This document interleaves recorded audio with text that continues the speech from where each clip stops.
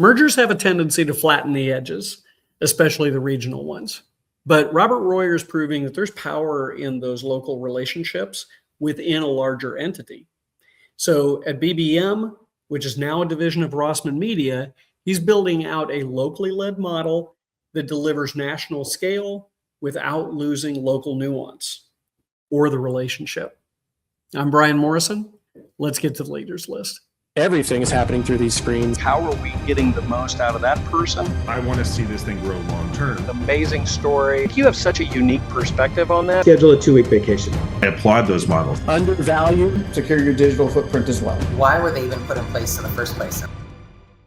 Only the most adaptable survive. Let's get to the leaders list. Robert Royer, welcome to the leaders list. Bryon, thanks for having me. I'm happy to be here. Yeah, this is great. I love having a podcast pro. You're going to be a fun interview. Robert, founder, CEO of Building Brands Marketing, BBM. And, Frank Sinatra says, go to a big market. If you can make it there, you make it anywhere. Robert Royer says, not so much. Let's settle down. Let's think about those regional markets and secondary markets. So why don't you tell us a little bit about BBM and what you guys do? Let's just start there. Yeah, absolutely. So Building Brands Marketing, BBM, short abbreviated version. We're a full service marketing consulting agency. We specialize in medical practices, law firms, and home service companies building full funnel marketing strategies from top of funnel all the way to bottom of funnel. And we really started out as a regional agency. We're physically officed in Victoria, Texas. And over the first couple of years, we made our bread and butter working with regional clients, primarily in those industries and say like 120-mile radius, because we're right in the middle of these major metro areas of Austin, San Antonio, Houston, Corpus Christi. And then, over time, we've done a lot of business outside of just that region as time went on. All the way up to, high level marketing strategies for very large companies, like, for example, one we built a number of years ago for Amazon. And so we've kind of been all over the space from business size. And then about 2 years ago, we were acquired and merged with a company called Rossman Media, who is almost the exact opposite of us. We've made our bread and butter in the SMB space primarily in small to mid-sized markets.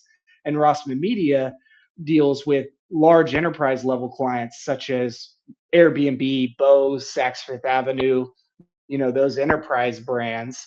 And we essentially became the SMB division of the parent agency, Rossman Media, that operates mostly in the large, LAs, the Portland, Oregons of the country, those larger markets. And fast forward 2 years today, here we are. That's awesome. And you've been around, like BBM, the brand has been around for what, like 7-8 years, somewhere around there? Yeah. I founded it in 2018, and I've been in the agency space for a little over a decade. Before that, I owned and managed restaurants for about 8 years. Yeah, that's an interesting, talk about your own personal journey. Like, how did you decide to go into media, advertising, and then the services business? Yeah, so just taking a step back to the restaurant background, I had a child very young, a young spouse, and I was working in the restaurant industry, which is not very, conducive to that lifestyle. It's very, long hours, all that sort of stuff. So I was looking for any out of the industry to try to have a more normal pace. The good news is the restaurant industry taught me how to adapt and work in those most high stress environments. So like anybody that's listening, if you're a server and you're wondering what's going to happen later on in your career, you are getting really valuable life skills that will translate to anything right now. But with that being said, I was looking for any out, got my marketing degree, my bachelor's in marketing from the University of Houston, Victoria, which is now Texas A&M, Victoria. And I started out selling newspaper ads in 2015, just trying to find any way to make a buck outside of the restaurant industry. And being that I was the youngest at the newspaper, I quickly worked my way up to the digital sales manager just by default of being the youngest, most tech savvy person there, and ran their agency before I went and worked for another one and then founded Building Brands Marketing in 2018. Yeah, I'd love to be able to say to everybody out there working for a newspaper, same thing you said about restaurant. Like it's an amazing, that's where I started too. Oh yeah, yeah. Selling hmm newspapers, you basically selling ads, you are kind of your own little agency. So it's a great launch pad Yeah. for people to get some of those skills. So that's amazing. So you got started in it sounds like you looked at, smaller companies, then you went to larger companies, you went, the regional, you went some big market. When did you start to get to a point with BBM in that 7-year period where you could cleanly and simply say exactly what you just said, which was we work with law firms, we work with health, like you know exactly who your ICP is. How long did that take you to get to that point where you knew that it was right to say it that way? Yeah, it actually probably about 5 years. It was about 3 years ago, closer to four at this point, where we defined those key niches and really niched down to that. Like many agencies, many businesses in general that are service-based businesses, the first couple years you're just trying to survive. You're trying to get new clients. You're taking what you can get to survive. Uh, and then what happened was working in being physically officed and working in the Victoria, Texas market, about 3 years in, we started to tap out the labor pool of the qualified talent that were ideal employees for us because we operated completely in office. And so my thoughts started to change at that point where rather than focusing all my time and attention on new client acquisition, it kind of became 50% client acquisition, 50% talent acquisition and talent retention because I realized that acquiring new quality talent was going to be just as pivotal to continuing to scale at the same pace because I'm a service based business as getting new clients. So we could keep that same quality of service. And in order to acquire more quality talent, I came, to this kind of thought process with our leadership team of it would be easier to niche down, focus on the things we do really well that we've defined at this point, and we'll be able to get more talent and scale faster among that talent base by having more systemized processes of not having to reinvent the wheel with a different marketing mix and marketing funnel and messaging every time there's a new business that goes around. And then we also knew that what has made us tick has not just been those industries, but the markets that we went into because we had really, really proven processes of these mid-sized markets that are under 1 million, Yeah. and so we could really now go, okay, we know these are our niches. This is our ideal market size. Let's go and sign new clients across the country in these niches and these market sizes rather than being 100% dependent on the regional base that we had where we had kind of tapped that well. Not quite to capacity, but getting close to capacity at that point. Yeah. Good for you for paying attention to what really matters. And that is, how are you going to sustain the business once you get it and find the right talent pool? And that's says a lot about you, that you recognize that Thank that's you. a CEO level concern in an early stage. But you're right. When we talk about those growth stages, the first stage is just existence. And that's where you look in the mirror and go, what do you think? And Yeah. then you move into validation where, you did good work.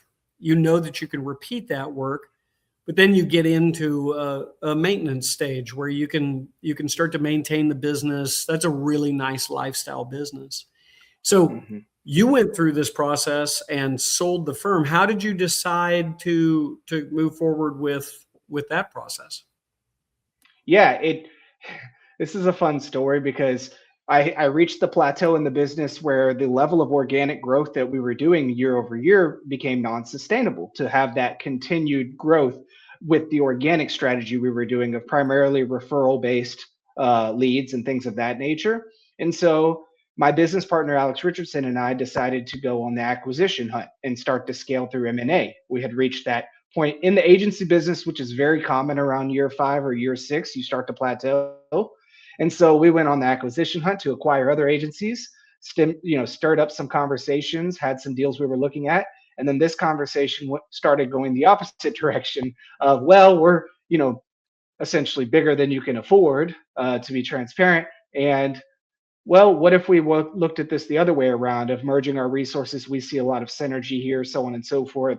So we went down that path, decided it was a good fit, moved forward in that path. And like any M&A scenarios, things have, it's had some rocky roads, but then it's had a lot of wins and successes as well. The reality is I'm 36. My business partner is 10 years younger than me. He started with building brands when he was 19.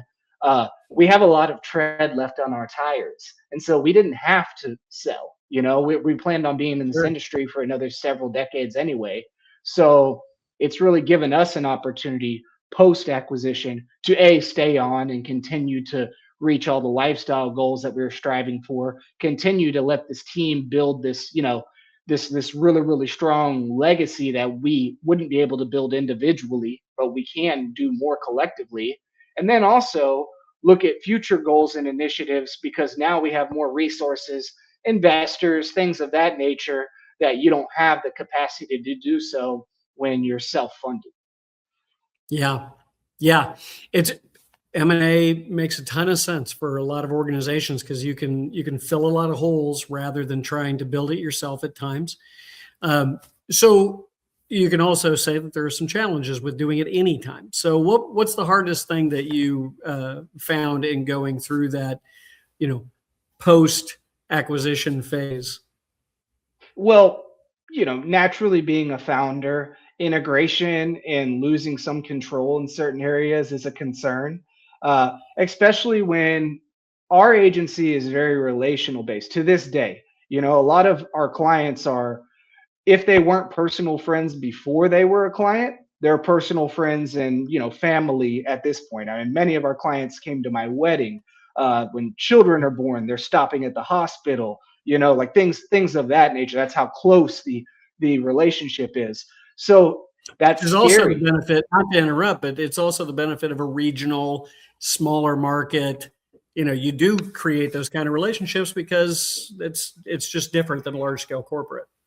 That's exactly right. It reduces attrition exponentially, and things of that nature. But those are some of the difficult parts of when you go into a merger or an acquisition as a founder, because now Yeah. you lose some of that control, which is somewhat mental in many instances or psychological. It may not be a real issue.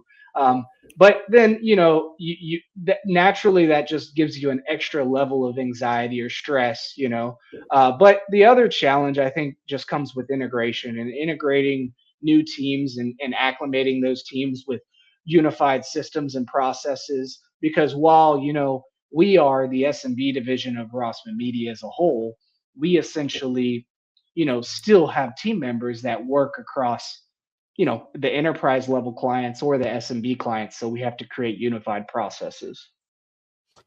Yeah. And did you have someone on staff that understood post-merger integration? Kind of members of our leadership team, but not a dedicated integration specialist like you'll sometimes see in M&A scenarios like this. So it was more all the leadership team chipping in a little bit to do so. Interesting. Would it have, so that's more my world when it comes to having someone committed to owning an on the business initiative. Yes, yes, the and challenge. yes, Bryon. What was that challenge when you started to disseminate? Yeah. Okay. That makes sense. Sorry to interrupt, but yes. Would it have helped? Absolutely. Looking back in hindsight, that's one of my largest lessons is having that person specifically owning, accountable, and dedicated to that integration process was the largest missing link. And that would have expedited a lot of things that were growth hurdles over that 2-year time frame. Yeah. Yeah. And, the challenge continues to be on the business, right? Everybody gets told they should be working on the business, not in the business. But the reality is it's very, very difficult to carve the time to always be owning and committed to on the business. It tends to look more like a hobby. So is that something that you guys experience that today? Does, Rossman Media, have they solved that for you? Yeah, it's an ongoing challenge, and even more so a challenge with service-based businesses. Now, it's gotten much better. We've developed some new initiatives, new systems to better take care of that. But to this day, even myself, I still have billable hours that are completed monthly, right? That's a Yeah. problem because it's a challenge. It's not really a problem, but it's an obstacle, a good obstacle to have that creates barriers to certain scalable systems if you're still having to bill for your time in some scenarios.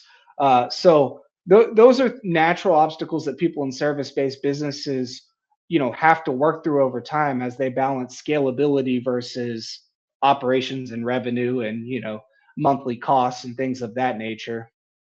Yeah. Yeah. So what growth stage would you say that BBM is in? And then, that's also, I probably should just ask, what stage is Rossman Media in? Yeah, we're in we're in launch phase is probably the best way to put it. So what happens with a situation like this when you get through, because we were one of four acquisitions, right? Over Oh, a you did a roll up. yeah, yeah, over a 4-year time frame, right? And we were the last of four. So what happens in Okay. a situation like this is then you get all the integration going, as you well know, Brian, and then you get to a point where you go, okay, now we kind of have our feet underneath us here and our foundation. We have clear leadership, we have clear reorganized structure, and so on and so forth. And now we're ready to relaunch, essentially is Yeah. the best way to put it. And that's where we're at right now. And so BBM now operates as that regional SMB division of the company as a whole. And then there's the enterprise division that operates nationally.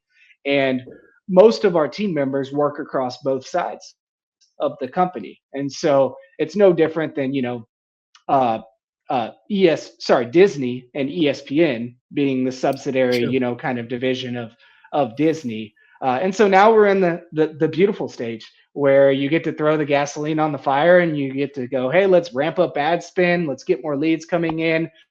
We're starting to silo responsibilities and clear ownership over certain things that had kind of duplicated or redundant responsibilities or ownership of. And so there's that feeling of rejuvenation for those of us that are what I would call legacy team members who've been in the business for quite some time. Of it almost feels like you're starting a whole nother business again. Is the best way I could put Yeah. it. Yeah. Which essentially you are.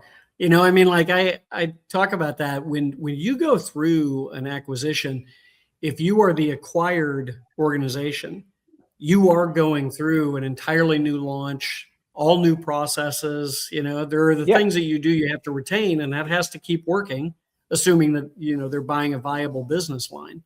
Yeah. But what you go to market with is different. Are you retaining all four brands, or is it just national and regional?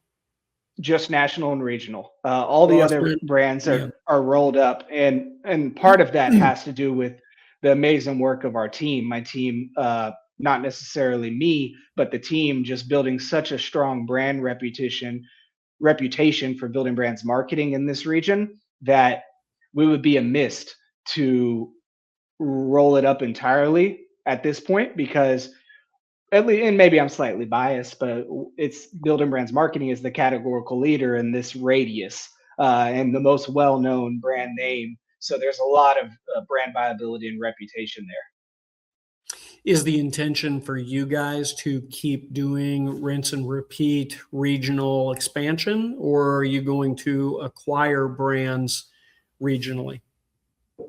Yeah, it's right now it's the former of rinse and repeat regional expansion. Although you never really know. The beautiful part of the M&A space is if you see a good deal, there's one that we're currently looking at. That's another regional entity not too far from us that we potentially might acquire. We have the financial resources to do so if that checks out to be a viable opportunity. So it's kind of unknown. Just depends on what comes along. One thing for sure, we're at the stage where now we know what our growth aspirations are over the next 3 to 5 years. That if we're not making that through the rinse and repeat organic strategy, it's going to likely come down to something in the M&A space. Yeah. Yeah. Okay. So tell us, Robert, with you in this new launch phase, what's on your leaders list? Yeah, absolutely. So it's interesting the timing of all this because what's happening right now is, excuse me, our industry has been somewhat just smacked in the face by AI over the last 2 years. And so it's somewhat devalued the marketing agency that's our size, about, that 30 to 50 team member agency.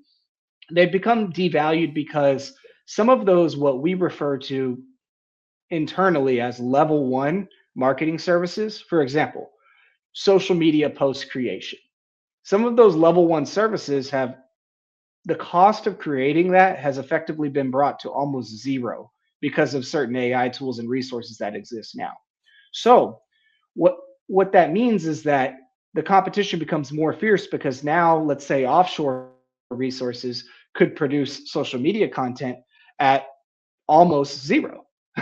So it essentially creates a challenge of devaluing the agencies. So agencies our size have to focus on what we refer to internally as level two work as it relates to AI use. And so it means, you could use AI to create social content, to create scripts, audio scripts, to create blogs. But ultimately, someone has to be the strategist that provides the prompts to that AI to get the output. They have to make sure that this output aligns with the overall strategy and it's going to reach the goals and objectives and results that is desired by the client and the whole reason they hired you. And so that's that level two work where there has to be a strategist that signs off on this, says, I believe this is going to deliver the results based on this output that was performed at the level one level. And Yeah. ultimately, if it does not, that's the person that's accountable and owns that outcome. And that's where agencies our size are going to have to cut their teeth now. Level two work. And so it makes the strategist position more pivotal than ever, but it also makes the C players and the D players that were just okay going through the motions in agencies our size a little bit more expendable because that work isn't as valuable as it was 3 to 5 years ago. Yeah. Yeah. Classic story, right? No loss in knowledge. The loss is in wisdom, right? Deciding what you can do with AI and how to do it. So if that's level one, is using it as a consultative partner and executing on small tactics. Mhm. Level two, as you're describing it, I think I understand that as the strategic human in the loop that That's exactly is right. feeding the AI engine consistently. What do you see as level three? That's a great question. It's so funny you asked that. I was thinking as I was articulating that, like, oh well, this would be a natural next step. So level three would be entities or systems that are either they're restricted by supply chain demand, such as a retail furniture store who also manufactures their own furniture, or Walmart is a great example of that, right? With their just-in-time, supply chain mechanism, so on and so forth, or also service-based entities that have to perform the work actually on site. So home services is the most obvious example. HVAC companies, plumbers, Right. electricians. Although robots are coming a long ways, AI is not going to replace that work in the near future. So those are level three jobs. Now let's go back to where I started this whole interview.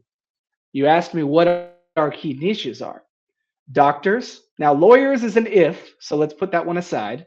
But doctors and home services, that's all level three work. So before this AI revolution happened 3 or 4 years ago, our two of our three key niches are level three work. So it turns out the clients that we're going after also are clients protected within the AI revolution as it stands today by this theory that I'm describing. Yeah. Yeah. So it's actually, as you're talking about these levels, we're really talking about like risk against AI, like That's level one exactly risk. right. Yeah. Okay. Got it. That's Got it. exactly right. Level one is most exposed, level two is medium, and then level three is least exposed. Sure. Sure. Well, that's great. So the target makes sense. Do you ever have concerns that, the national clients that you have are going to, like, I can see how you're well positioned among those spaces, because you're right. I mean, AI is not going to send out the robots for HVAC anytime soon. So that business is going to be there. Do you have a concern about, does regional become stronger than national at a certain point? Yeah, my prediction would be it will, for the agencies like us to continue to grow at the same pace. Those mid-sized markets, those small to mid-sized markets, they generally adapt to technology slower than major metro markets. An Sure. Austin moves at a slower pace than a Victoria, Texas. So that Faster gives pace. faster pace. Yeah, I'm sorry. Yeah, Yeah. it's exactly right. I was going to say And Austin's like they're moving yeah, pretty quick. yeah, exponentially faster. So Yeah. the Yeah, the I get it. the other part of it is that those small to medium sized markets, you can leverage relationships more than major metro, much larger markets. And so, you get a client in a medium sized market, let's just say a town of 100,000 people. It's very easy for that person to then refer 10 other clients. In a market that size, I mean, referrals spread like wildfire when you do good work. So that's where I feel is the sweet spot in the space is going to be those small to mid-sized markets, focusing on level three industry types. And I think that the enterprise level national clients are going to have more and more viable options that become realistic viable options globally that they would have never considered 5 or 10 years ago before Inter- certain tools were available where you could have a team member that English is not their first language or English even be one of their top three languages write content now because they can leverage AI tools to do so. Interesting. You have bets with your peers at Rossman on like who's going to win? Not yet, not yet. But the thing is, Skin in for the me, game, Robert. Skin in the game. Start making bets. I'm all about, hey, the greater good of the team. And ultimately, I could be wrong, but if you were to ask me my prediction, I feel like that's where agencies our size, that's where the opportunity is over the next 5 to 10 years. Yeah, I like it. I like it. That's interesting. And by the way, I mean that when I say make the bets, because there's a ton of value. This is for the other listeners. I know you already do this, but making the claim of I am going to achieve this, that's usually the first start, right? When you can at least theorize and then back that up with commitment, and then just go tell the world I'm going to do this. That actually is a pretty big step in the right direction. It's absolutely right.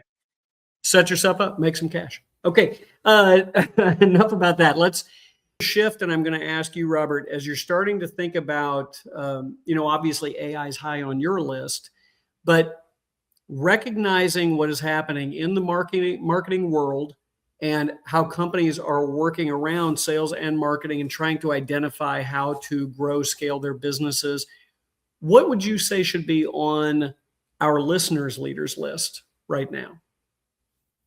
Yeah, I think first, the obvious first one with AI is maximizing efficiency, utilizing existing AI tools and resources that can maybe increase your margin just a little bit. And every firm in any industry should be doing that, especially more antiquated industries like home services that might be, original founder that's 50 years in and there's not been a lot of technology introduced, things like that. But additionally, beyond that, I think the second part of that has to be that you're going to hit a ceiling at some point on the introduction of AI into your business flow. And so you have to get back to the fundamentals,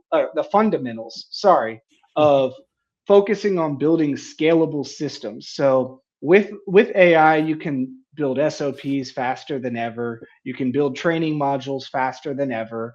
And the problem with that, the flip side of that, the problem with that is people are cranking out these like multi-page documents that are obviously just like AI generated in a matter of minutes, many cases not even proofread.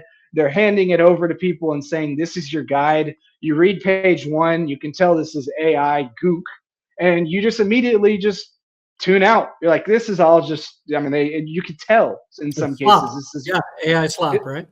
That's exactly right. And so you don't fall into that trap of now trying to completely just shortcut your scalable systems, SOPs, training modules, et cetera, because you will tremendously handicap your growth and your ability to pass on what you know to other people by falling into that trap. And it's an easy trap to fall into right now. I've done it, and I've been there. So that's probably high up on the list is what not to do right now with the introduction of AI is probably the best way to put it. Robert, I love that because, again, what goes on the leaders list may not be AI, but what you just described and what I think is a mistake that a lot of people are making is they're using AI to check boxes. So they're simply saying, I'm going to bang this thing out, check the box, I made it.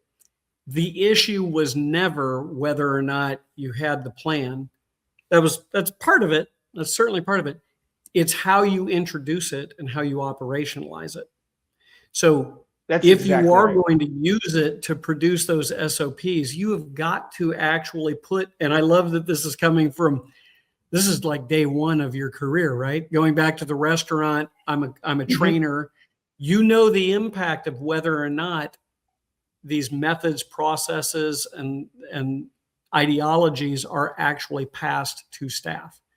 So not surprising that you would say, like, don't check the box and hand them a document, put a plan in place to actually execute it.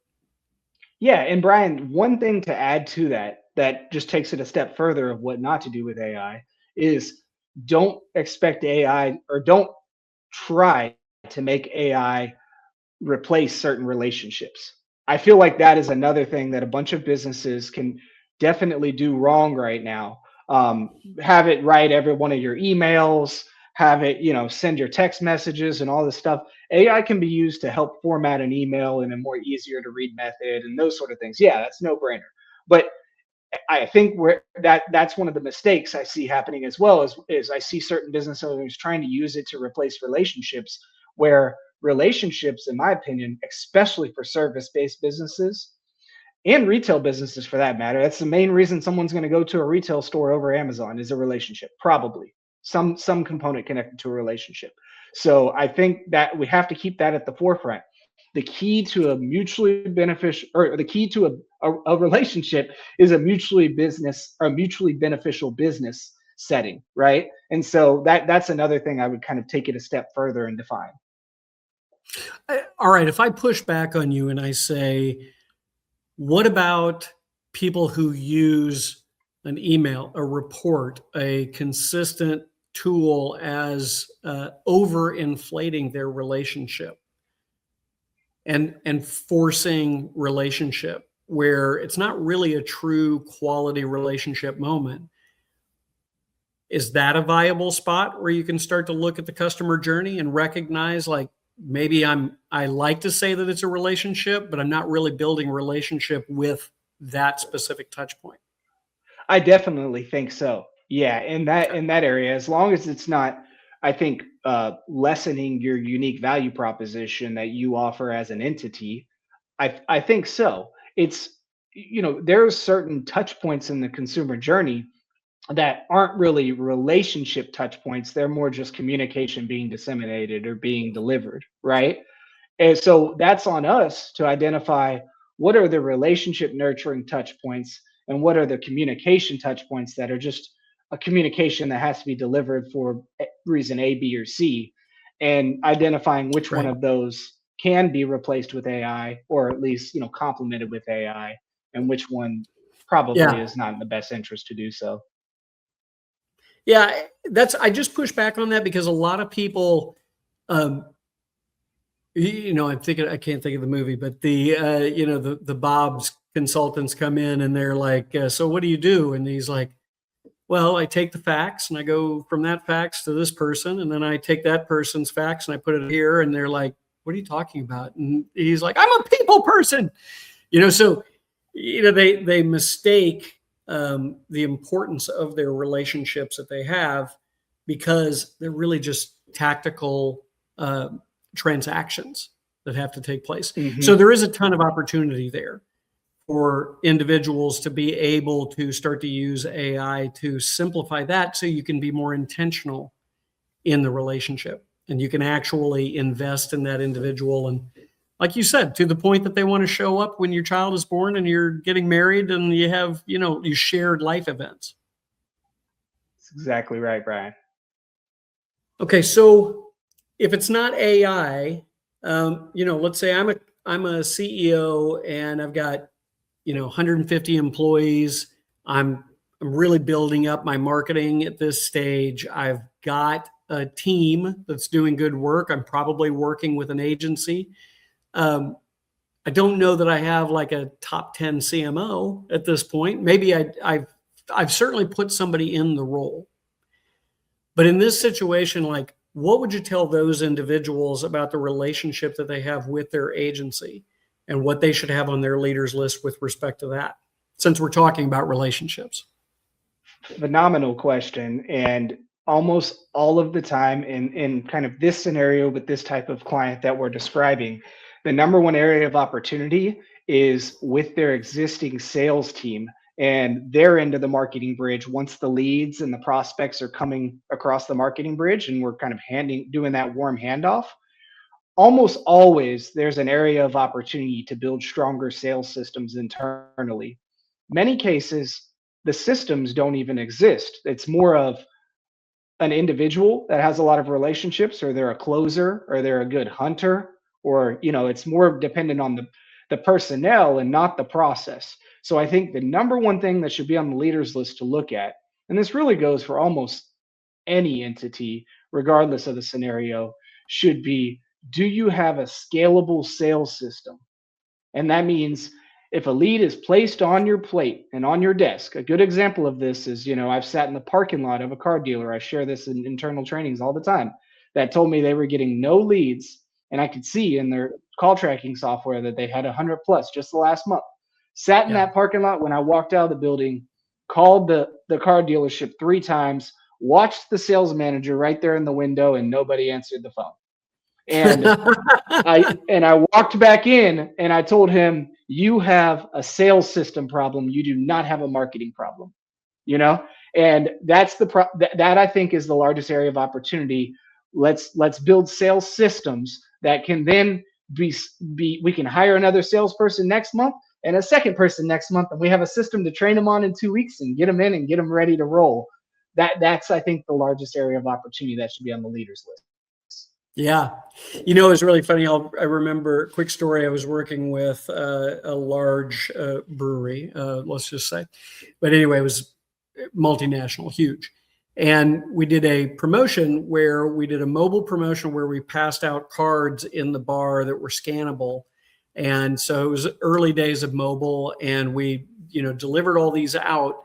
And it was so amazing to watch, because we started hearing from certain markets like, hey, yeah, this promotion wasn't very good. It didn't work, not in our market.